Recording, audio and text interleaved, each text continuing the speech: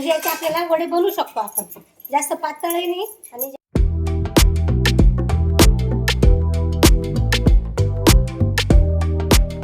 नमस्कार मंडळी, आमच्या शाळेमध्ये तुमचं स्वागत आहे. आमच्या शाळेचं नाव निशा आणि मम्मी रेसिपी. तर तुम्हाला टायटल समजलं असेल आपण काय बनवणार आहोत.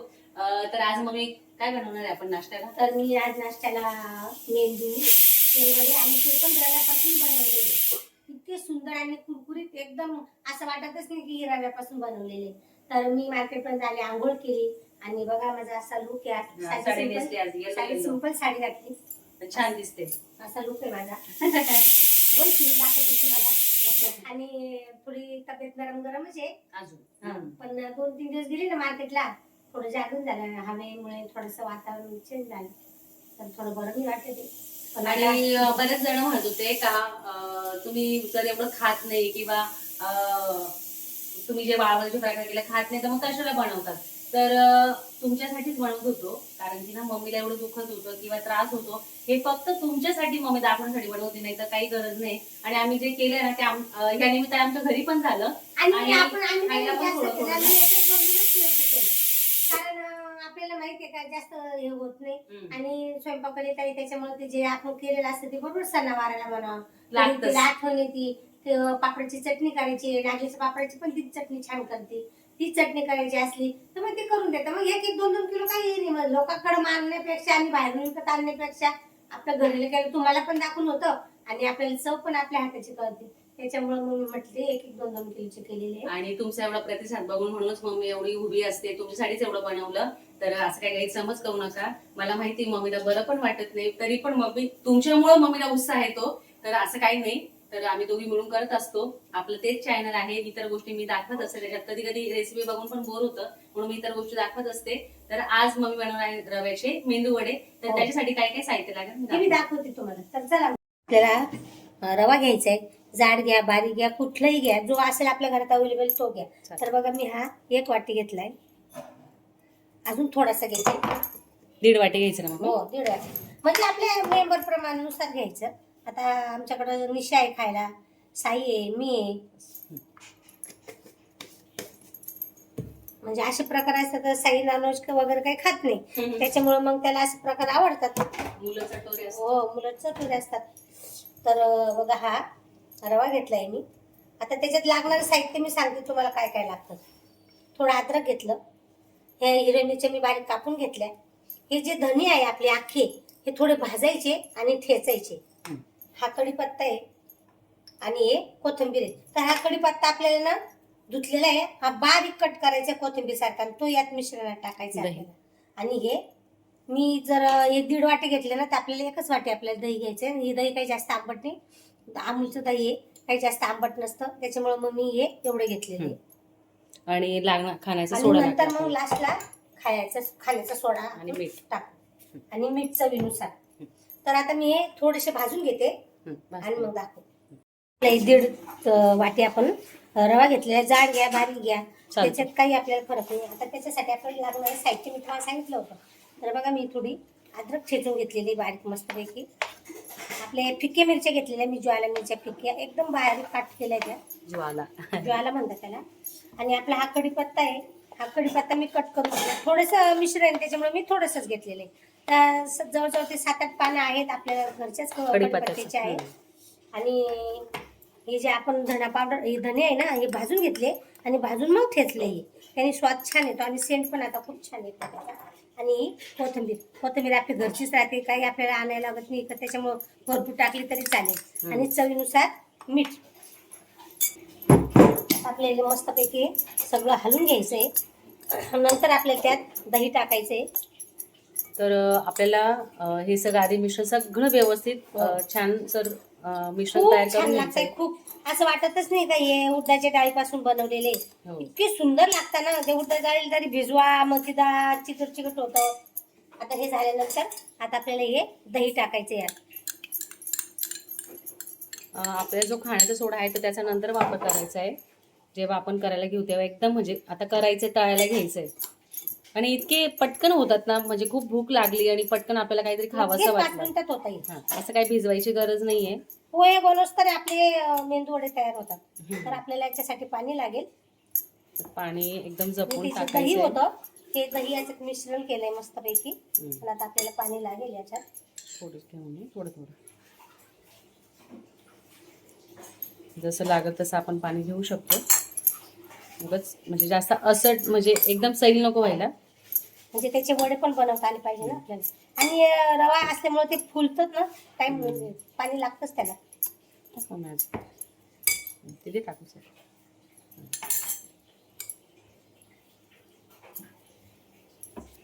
मला माहिती आहे सध्या वाळवण्याचं थोडं थांबून घेतलेलं आहे.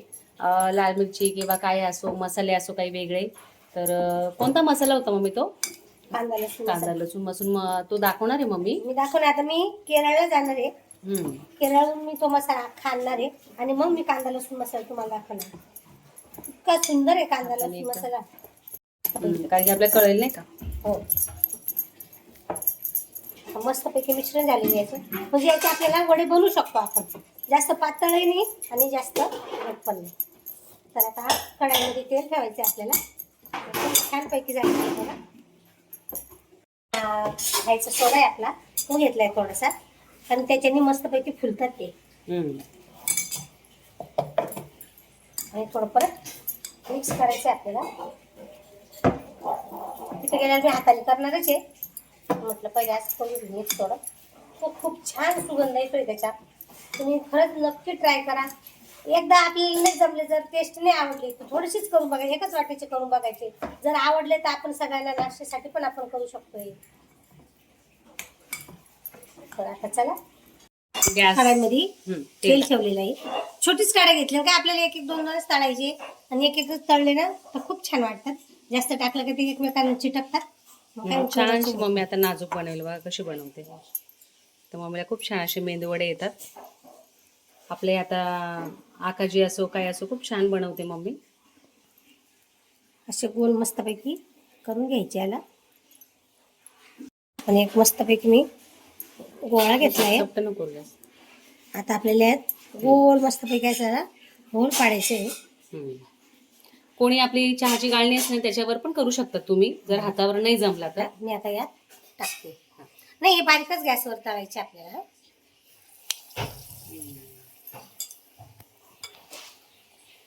तर एक एकच तळू, कारण की ना व्यवस्थित झाला पाहिजे ना, एकमेकांना चिटकतात आणि चांगलं नाही वाटत.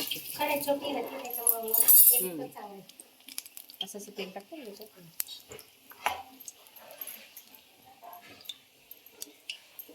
छान. असं मस्त थोडासा सुगंध येतोय छान. असं टाकायला तर लवकर होतात ते, कारण आपण असे अनारसे पण तळतो.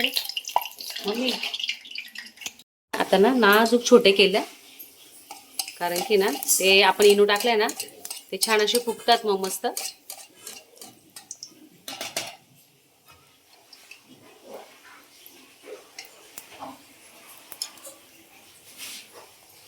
आता हे सर्व आपल्याला असे तळून घ्यायचे. छोटे छोटे करणार आहे मी. आता मीच करते, मम्मी बसली आता. अरे बघा छोटे छोटे आता मीच केले. नाजूक बारीक गॅसवरच ठेवले.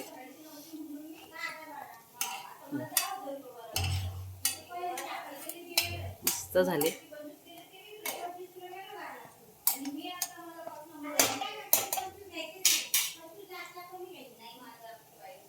हे बघा रव्याचे मस्त मेंदू वडे तयार झालेले आहे. हे बघा एकदम नाजूकशे मस्त छोटे छोटे बनवले.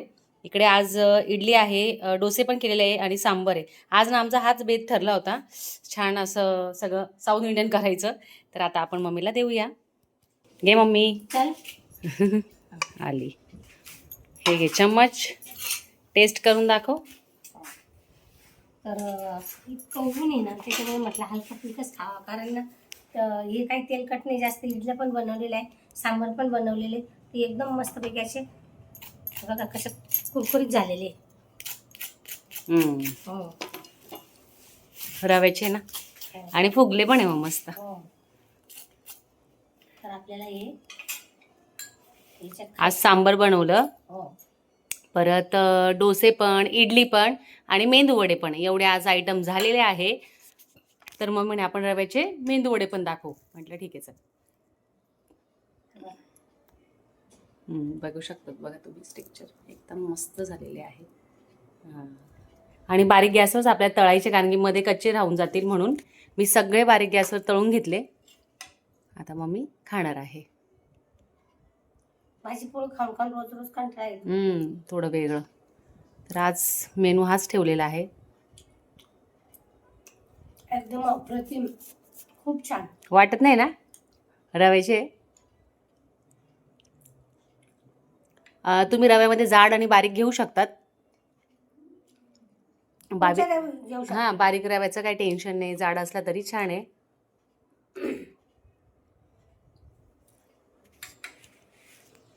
आता मम्मी वाजले आहे सकाळचे 9, 9:30 होत आले. मम्मीचा नाश्ता चालू आहे. मम्मी मार्केटमधून आता आली. हेच मी खाणार ना पोटभर. आता मम्मीचा नाश्ता काय, हे जेवण होऊन जाईल. मम्मी ना एकदा जेवली का परत काही जेवत नाही, उठत पण नाही. डायरेक्ट संध्याकाळी म्हणजे उठते आणि मग चहा पाणी वगैरे मग पुढचं नियोजन असतं मम्मीचं. म्हणजे जे असेल चहा पाणी करते, बसते थोडीशी, परत झोपते आणि मग रात्री मम्मीची तीच रुटीन. तर आता मम्मीला आपण मस्त खायला लावू. तर आम्ही खायला काय, कधी डोसे आवडतात, कधी इडल्या आवडतात. तर 2 भांडी इडल्या पण केलेल्या आहे आम्ही. आपलं याच आहे ना, 4 याच आहे ना, कसं 5 काय ते गोल भांड 2 याचंच आहे. हां, होऊन जातं काय. खा मग. तर छान मस्त नाश्ता पण झाला, रव्याचे मेदूवडे पण झाले छान आणि खूप सुंदर आणि झटपट अशी झटपट अशी रेसिपी होती आपली. असं काही पटकन काहीतरी खावंसं वाटलं. आणि उन्हाळ्याचं जास्त ना असं हेवी नाही खाऊशी वाटत. लाईट लाईट खाऊन आता थोडंसं आराम. बाहेर इतकं ऊन आहे का बाहेर निघूशी वाटत नाही. तिथे एकदा मार्केटमध्ये आली का देवपूजा केली का घराच्या बाहेर जात नाही. काही हो, पॅक करून घ्यायचं, पडदे लावून घ्यायचं, मस्तपैकी आपला आराम करायचा आणि झोपाली पडून राहायचं.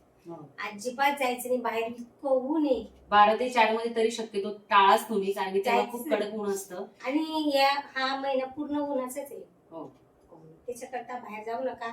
शक्यतो तब्येतीची काळजी घेत जा, कारण उन्हामुळे खूप त्रास होतोय आणि अलग अलग प्रकारचे आजार होतात. ते आता तर काही विचारूच नका. आजाराचे नाव सुद्धा येत नाही, एवढे भयानक आजार निघालेले. त्याच्यामुळे आपल्या जीवाची आपणच काळजी घ्या. माझी तब्येत थोडी नरम गरम आहे. 2च दिवस आराम केला, 3 दिवस आराम केला आणि लगेच गेली. त्याच्यामुळे थोडा अंगात जे कस होता तो तसंच राहून गेला. आणि आमचे डॉक्टर काही इंजेक्शन वगैरे सलाईन वगैरे लावत नाही. ज्यावेळेस ऍडमिट करतात त्यावेळेस सलाईन वगैरे त्याच्यात हे टाकतात.